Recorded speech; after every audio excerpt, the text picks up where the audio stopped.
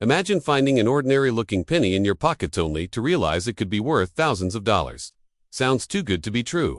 Well, the story of the 1943 silver 1-cent coin is exactly that. It's one of the most talked about coins in American history, with a design, a story, and a mystery that continue to fascinate collectors today. Let's begin with the basics. In 1943, the U.S. Mint did something unusual.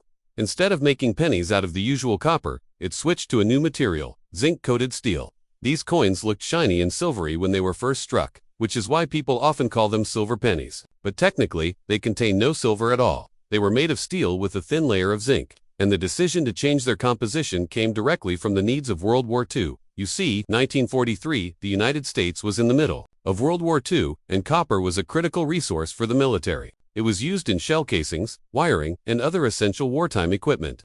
To conserve copper for the war effort, the Mint experimented with different metals for the 1-cent coin. The result was the famous 1943 steel cent. It was the only regular issue U.S. coin ever made primarily of steel, and it immediately stood out from all other pennies in circulation. Now let's talk design.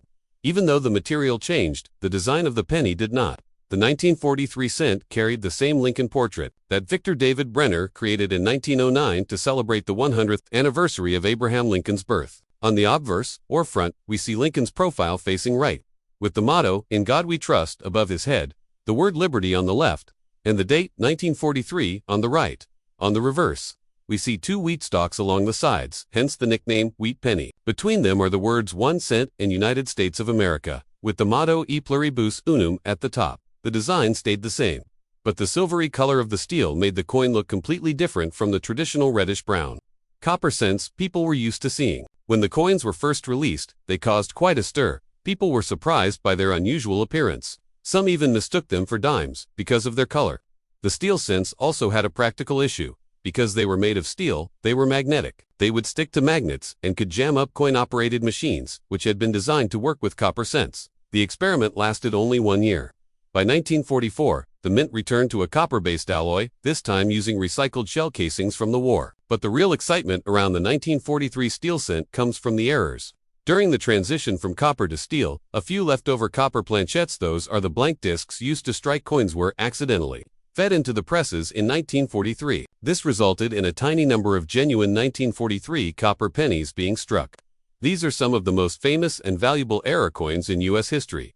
In fact, a single 1943 copper penny has sold for over $200,000 at auction. Now, let's focus on the value of the regular 1943 steel cent. Because they were made in huge numbers, over 1 billion coins were struck across the Philadelphia, Denver, and San Francisco mints. They are not rare. In well-worn circulated condition, a 1943 steel cent might only be worth 10 to 50 cents. In nicer uncirculated grades, they can bring a few dollars, usually between $3 and $10. And in top grades, with full luster and no spots of rust or discoloration, the value can rise to $50 or more. The mint marks make a slight difference as well. Coins from Philadelphia carry no mint mark, while those from Denver have a D, and those from San Francisco an S on the reverse under the wheat stalk. Collectors often like to assemble a complete set of all three. One important detail with these coins is condition. Steel cents are notorious for rusting, since steel is prone to corrosion when the protective zinc layer wears off. Many surviving examples today have spots, stains, or even holes from rust. Finding a bright, clean example without problems is much harder than it sounds, and that's why collectors pay a premium for higher-grade coins. Now,